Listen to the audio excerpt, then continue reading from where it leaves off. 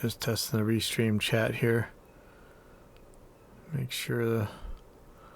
Oh, what are you talking about? Why don't you remember my login, you silly thing? Well, let's just test it. Oh, that didn't type.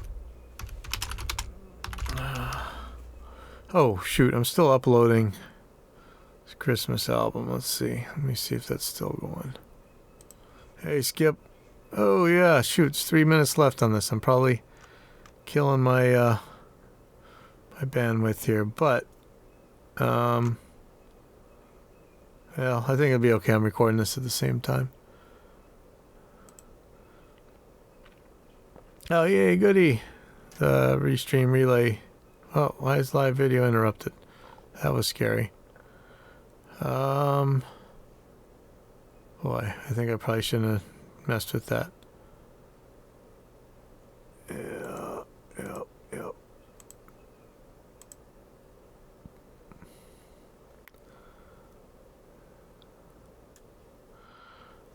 Okay, so about to start this thing. Let me just make sure this is playing like I think it is.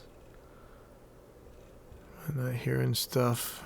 And oh, yeah, there we go. Okay, so that's working. Everything seems to be working. Just letting this, doing a Christmas album right now, and just uploading the finals to well, that's the thing. I haven't heard back where exactly I'm supposed to upload these things to, so this is going to a Google Drive, and I'm not sure how I can share a whole Google Drive, but I guess we'll find out. This is almost done, so...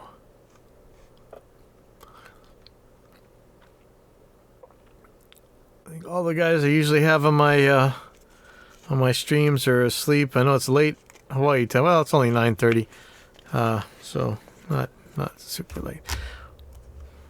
Speaking of which, you know, this is kind of the topic.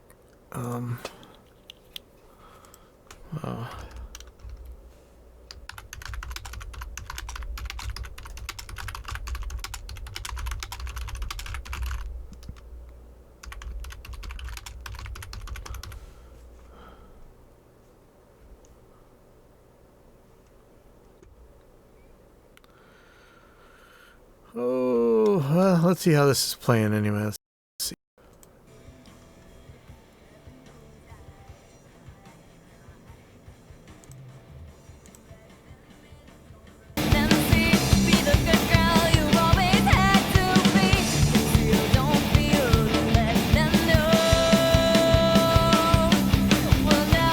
That'll probably give me DMCA, right?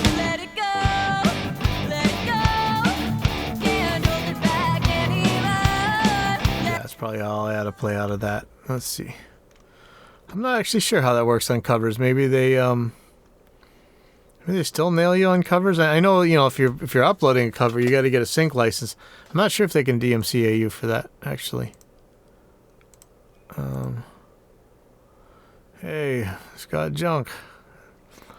So I'm gonna start this. This can be a short one today. I know I say that a lot lately when I don't have guests, but I saw all kinds of crazy stuff going on. So, I'm look, sorry. You know, I keep saying This is almost done. I think it says less than a minute left. So I'm gonna, actually, I'll let you see what's going on. So I'm uploading this Christmas album here, and actually, if you're out there, I need to hear what order this stuff is supposed to go into, and I'm gonna be sending it on to Google Drive. Link. I've got it on my Dropbox, but who knows? Oh yeah, Candy, you're there. So we need the order. Need the order, and I need to know if there's any. I'll send you the Google link. I've got all the finals that I've gotten this now. Okay, so I think this is done. Yeah, that's done. Okay, so this could be a short one. Welcome to dropping in at Pipeline Audio, episode number 43. And I'm just naming this, things move fast. The other night, I was up what I thought was late for a session, and by the time we left, it was about 12 o'clock. 12 at night is kind of the middle back in the day. Like maybe you started at 7:30, probably more like 8:30. As an up and coming engineer, I would tend to use the studio when other people weren't. The corporate clients would sometimes use it in the daytimes, but normally even bands, you were kind of there around 24 hours a day, sometimes for weeks on end. And so now I'm like, wow, it's 12 o'clock. I'm tired. I was worn out. Like you don't even get up at 12 o'clock. Oh, Candy, in the Dropbox, I think I shared a folder called Finals with you in the Dropbox. Never mind the MP3s. The waves are the actual final ones. So anyway, like I used to dream about all this time of engineering and stuff, and here it is, 12 o'clock, and I'm dying.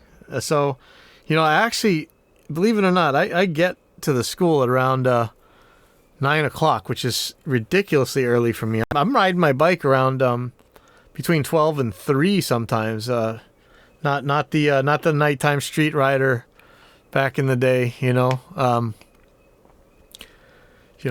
wearing glasses almost all the time. So all you guys that had to wear glasses your whole life, man, you guys have balls of steel. Like I can't imagine. I'm still trying to get used to it. My eyes are getting old. So, earlier this week, when was it? The other day, we had another Glenn Fricker video, and this time was on my our drum EQ. And that was a product that I thought, this is something that I use all the time, so it's really handy for me. But I don't really think other people are going to like it. I don't know if they're going to get it. But then again, that's what we said about Reaper. It's like here's a DAW that we want to use, and probably other people are going to think it sucks or whatever. They don't like it. But well, I guess it's history now, right? Look how many people are using Reaper, and Glenn really, who knows? He really seemed to be able to get some good sounds out of it, and a lot of customers came from that video and tried it and really liked it. I always did this kind of thing with the calculator, and a lot of people say if you're using a calculator in music, you're not really making music, whatever. But it just made. I always like more information. I get in a lot of fights with people who want to limit information on principle. I understand that we have to limit information, like. Just, think about how your eyeballs work. Again, back to the eyes.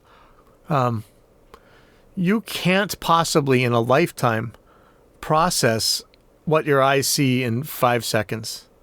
You just don't have the brain power or the bandwidth to do that.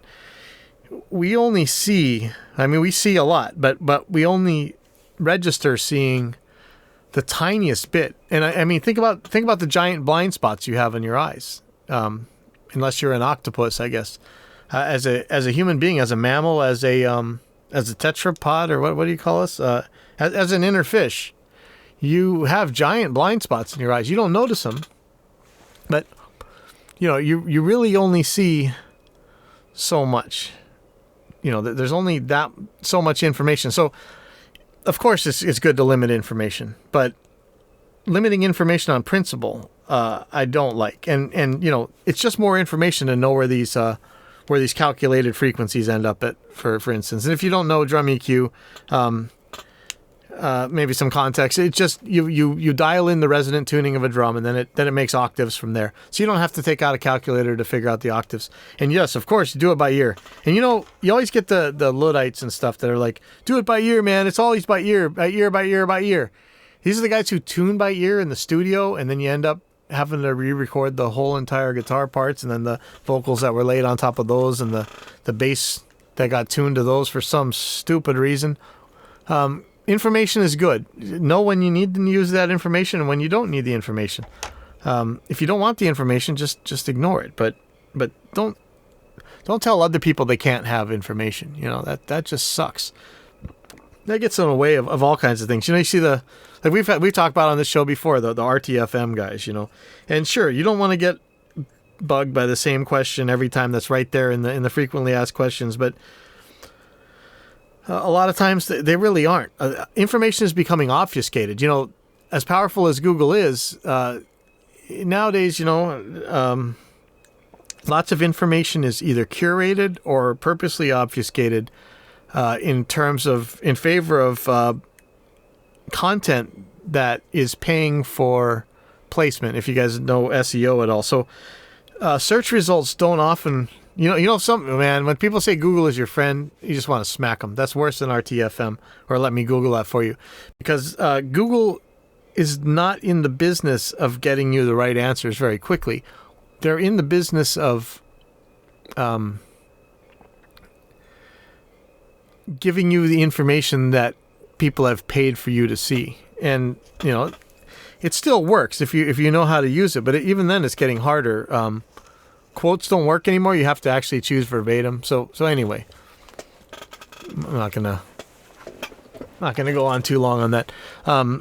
Somebody on Gear Sluts was giving Glenn a little bit of crap about talking about the drum sample thing, and actually, I kind of encouraged him to do that. I encouraged Glenn to do that. He had just put a video out that how to get bleed out of your hi-hats, or how to get hi-hat bleed out of your snare or whatever, before our multi-band gate. And I know how much he likes making fun of people using drum samples. And so, you know, these are two plugins that for the longest time I've mocked up, or I've made kind of roundabout versions of these. And they were so that I didn't have to use drum samples. Now here's the thing, and I don't know if I don't think Glenn's gonna hear this, but I use drum samples all the time. All you guys that are making like it's an either or, and you're like, you're evil for not using them, or you're evil for using them.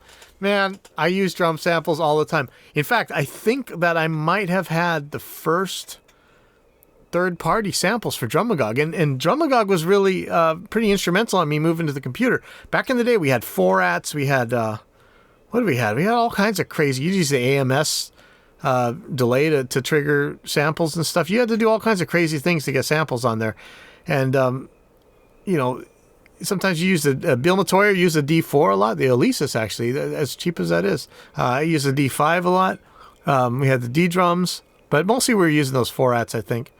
And I remember punching in trigger blips and things. Like, it was just ridiculous. When Drumagog came out, I had a copy of SoundForge, and I would just fly tracks in from the tape machine into SoundForge, make trigger tracks out of them, send them back to the tape machine, and then I'd be able to make samples. And then, but it was very quickly from there where I just said, hey, why don't I just stay on the computer? So I'm using samples. I'll use samples all the time.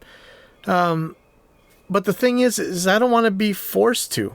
There's tons of times where I've had drum sounds. I think Numbers on Napkins is a great example, where I could have used samples, but I loved the natural sound of those drums, and I just left them be. Protocol, PHC, Party Hard Crew, Go, and Revolution, those are the real drums. So when I can get real drums, you know, lots of times I like them. Sometimes there's a sound that I want. There's a sample sound that I actually want. Then I'll use them. But a lot of the reason for these plugins is so that you don't have to use samples when you don't want to. And you shouldn't be forced to. Not with the technology we have. And everybody's always building this vintage. You know, like, again, I don't want to go off on this rant about how somehow the argument from antiquity, you know, here in Hawaii, I guess we may as well just call it the Kapuna fallacy. Just because something's old means it's good. Silly. We had gates back in the day, but no, I want modern technology. I want there's no reason why we have to deal with bleed in normal circumstances. We've got the technology to take care of it, and that's why I made those programs. I guess that's enough on that one. One of the things that, you know, it was one thing having a DAW to support, and then we have to deal with all these third-party plugins, which, you know, however many of them crashed Reaper back in the day. And, whose fault was it? Was it Reaper's fault? Was it the plugin's fault? 99 times out of 100, it's going to be the plugin's fault. Justin is incredible, and Reaper just worked. Sorry. But, sometimes it was Reaper's fault, or sometimes, better yet, we could figure out what was wrong with the plugin, and that plugin would get better, not just for use in Reaper, but for use in any DAW. But the other way around, wow. I'm having the hardest time with the other DAWs. So there's this one DAW. Yeah, man, I don't even know if I can talk about this like this. You remember we had a thing about format wars not too long ago. We're all supposed to move to VST3. And who is forcing everybody onto VST3. And who makes a DAW. We were having trouble with VST3 in their DAW, but not VST2. Seriously. And so I went on their forums, and I went on forums about that particular DAW around the internet. And it seemed like everybody's having trouble with VST3s and using the VST2 versions of whatever plugins instead of the VST3s. Man.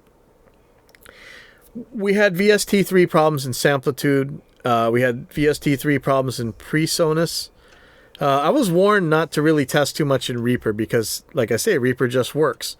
And it really does. Our stuff works in Reaper, but fine. It's got to work in the other stuff. We're having some problems in the other DAWs, and boy, PreSonus. It used to be. I lived in Hawaii for so long now that I've become irrelevant to so many in the industry that it's hard for me to actually even get NFRs anymore. And I guess we'll just have to buy stuff, but. Boy, were people being stingy about getting our developer copies of their DAW. We're giving them our plugins. I know it's probably not the same price or whatever, but still, and that's the thing, like demos. Wow. I had to get a Cubase demo so that I could see if I could find why we were having a certain problem with the plugin. And I couldn't really tell very easily. Again, Google's your friend. No, it's not. Whether or not the light version of Cubase could run plugins or not. But in order to download the light version, you download this like 100 meg installer or something gigantic, way bigger than Reaper. That's just the installer. And then once you got the installer, you run the installer. Now this thing's on your computer. And then you've got to download this 15 gig thing to run this program. I was like, wow. But I couldn't run the real version, the full pro, whatever you call it, because not only it doesn't have a demo, or has some kind of demo, but you need to buy a dongle for it. And it's not an iLock. It's another dongle, like their own dongle. And so I'm like, I guess we're just gonna have to bite the bullet and buy all these things. But wow, what a difference between DAWs. PreSonus, it's very hard to tell once you're in the effects window whether you're on an FX, on a VST2 or a VST3. That was kind of weird. Waiting to hear back from PreSonus about NFRs, but I had a good relationship with PreSonus. I got a little bit snippy when they used Dice 2. Probably don't need to go on that rant, but yeah. I don't work for Kakos, right? I mean, but I'll tell you, if you're not dead set on the DAW that you got, go switch to Reaper. Just do it. I mean, it's silly dealing with these kind of problems. The funny thing is the one I haven't had, I've seen people who said they're using it, but we haven't heard any real complaints, is the free Cakewalk by BandLab. Ever since that guy, that palm oil millionaire, billionaire, whatever, bought the company, they've been, letting it out for free, and then for the most part it just works. That's pretty crazy. It really, I haven't had any troubles with it at all, and I can't stand that program, but it works. So anyway, yeah, if you want, Cakewalk or Reaper or whatever, think it might work on Mac now too. I don't know. One of the crazy things that I'm going through right now as well is, in a way, we're making plugins that other people make. I mean, look at two of our products are EQs. Everybody makes EQs. Everybody's got an EQ. But what I'm really trying to do is, listen to your customers, because I'm the customer. When we did Reaper, that was because I needed a DAW to do my work. It wasn't to make a DAW to be in the DAW business. I just want to get my work done. And it's the same thing with these plugins. These are things that I need to use every day. I could show exactly why I need them. And but you say, oh, well, there's a million of these things out here already. Well, there kind of is, there kind of isn't. There is a little bit of a twist here, So if you're 1,000 years old, there used to be a commercial, like, I think it's for bald guys and Hair Club for Men or something. And there's like, I like the product so much, I bought the company, and we're our own customers, and that's really what this is about. And my primary goal here is just really to make life simpler. Like, we got the technology. It's like when you have a medicine that is going to cure something. Just use that damn thing. You could bleed yourself out and do some crazy thing that might possibly work, or you could just take the medicine. It's just much simpler to take the medicine, if it's, that's probably a bad analogy. It might be some side effects or whatever. We have the technology to make life simpler on just dumb work. Anything where you got to have a calculator, I want to make a plugin, get rid of that calculator. Anything you have to do twice in a row, almost exactly the same, I want to find a way to automate away. Why I would rather worry about what the song sounds like than all these dumb little housekeeping things. Housekeeping, I want to knock out. I know how boring and lame of a subject it is, but I want to nail all the housekeeping so we don't have to think about it. And part of making life simpler is it's kind of having a music school here it really brings the education into focus. But in a way, I've always been educating. How many of my posts are about how to do things back in the day on the forums? What I want to do is see what's actually happening. You might notice our plugins show a lot of information. There we go again with the information thing. But there's a lot of religious claims out there when you go read the forums and stuff about what things are actually doing, compressors or EQs or amplifiers or mic preamps especially, right? There's tons and tons of claims, but when you actually look at it, when you can see it like on a spectrum analyzer, distortion analyzer, whatever, when you're actually looking at what's going on, then you can really learn something. You see lots of videos where they show you theoretically what certain effects do, but there really aren't very many effects that do that, right? That really show you that. And that's what we've been trying to do with these plugins. You can see what's going on. And that's really what I want to work on. And as we move on into the future here, I really am wanting to put all these religious claims to the test. And I think you'll be surprised. I mean, these some of these things are things I've done before and actually tested these things. And I think you guys are going to be horrified somewhat. Some wallets are going to be extremely angry. Some bank accounts are going to be extremely angry. But I think, it's like pulling off a Band-Aid. I think when we get this information, I think it's a good thing, At least And knowing is half the battle, said G.I. Joe, right? And I think that's really all I got for tonight. And I'll see you guys next week. Hopefully, I'm still trying to get Jim Roseberry on. Come on, Jim.